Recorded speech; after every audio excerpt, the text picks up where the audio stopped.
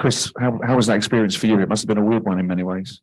No, to be honest, I've been asked that question obviously a lot in the last few days. To me, it was just another game, and that's how I viewed it. It was nice to catch up with some unfamiliar faces. So obviously, I've still got a lot of friends in that camp. But today was about obviously trying to win and doing all the preparation we had to do to give us the best chance of doing that.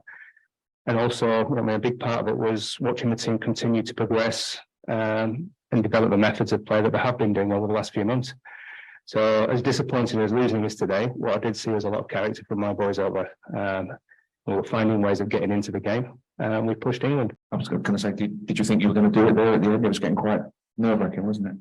It was. You'd have to say that Ben had it under control out there for quite a period. If we could maybe have nipped in and got one more wicket there, it would have made things very interesting. You obviously came into this tournament having won the Asia Cup in quite or very different conditions. What are the biggest learnings you've taken from this tournament? And you talked about wanting the team to continue to build and grow.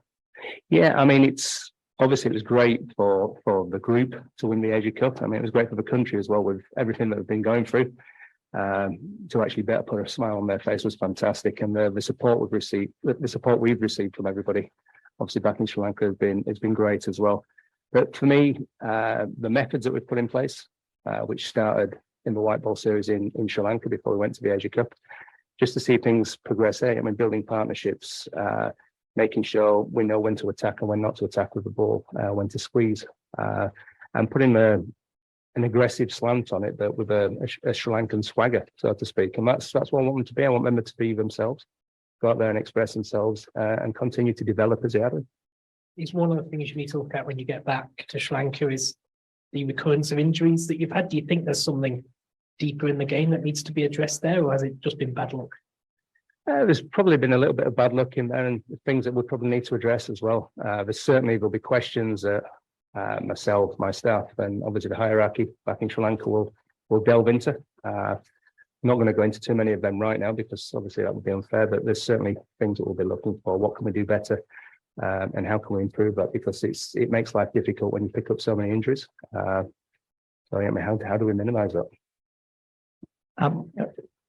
Chris, Stevie. Oh, sorry. No, you're right. This is the third game to be played on that pitch. Was there any consideration to play a third spinner, just given the way how it's going to slow up? Well, we always had obviously three spinners in the group anyway, and Charith could back up a little bit there. So to go with the extra spinner would have looked very imbalanced, and had it not worked, we'd have been stuck. So we just wanted to make sure that we had that little bit of variety in the attack as well. That was probably your best fielding performance of the tournament, wasn't it? And is that anything to do with the pressure being off a little bit? Maybe. Fielding is something that we need to work on. We're not going to shy away from that, and it's not something that we've hidden from either, sort of in the press or anything like that. It is an ongoing progress and something we must get better at. And we saw both innings, I guess, follow a similar pattern, didn't we? That runs were much easier against the hard ball. Were you surprised by how difficult batting became for both sides? Not really, because we saw it a little bit in the game that we played on it before, and having watched obviously the previous game that was played on there as well, we knew that once that new ball got older, it was going to start sort of sticking in my wicket a little bit and holding up. So we thought if we could have posted if we could have got 20 more runs, maybe 160 would have been a very competitive score on that. Yeah, next World Cup is going to be held in India, friendly condition. What I think about it? I think it'd be conditions that we're sort of used to, so it will help us in that. But at the same time, there's things that we have to continue building on. Obviously, fielding we've just touched on. So there's things that we need to work on going into that as well, and certainly things that we'll be reviewing when we get back, when we sit down and have a debrief, have a look at where we need to improve. So, Chris, given the tough time you had out here during the Ashes last summer, how do you feel about Australia going out of the tournament? I don't feel anything, to be honest. That's not my concern. And now you're out of it, who do you think is favourite to win it? I think at this stage any team can win, to be honest. It's who turns up on the day. Obviously, I wish England overlook. I've got so many old friends in there and what have you, but I think it's whoever turns up on the day now. There's some good teams in there.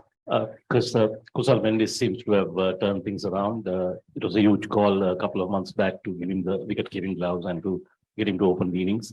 He's just finished the tournament as the highest run getter. That must be pretty pleasing.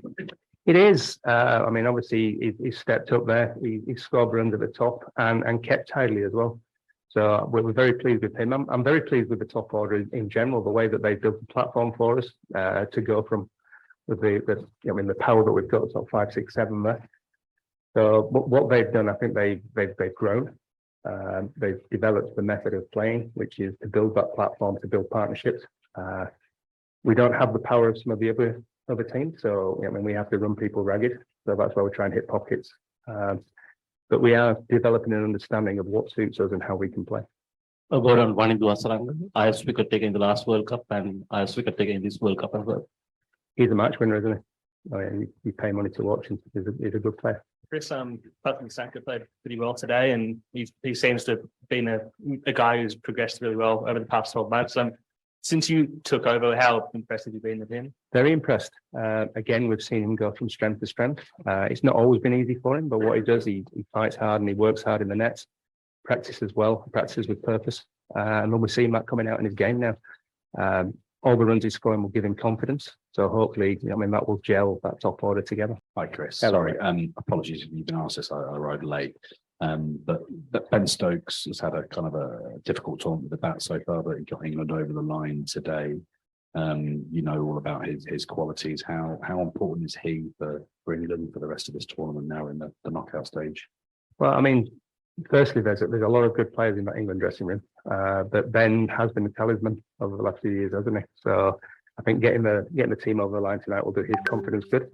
It's all about peaking at the right time, really. So I mean, watch his space with him because you can never rule him out, can you?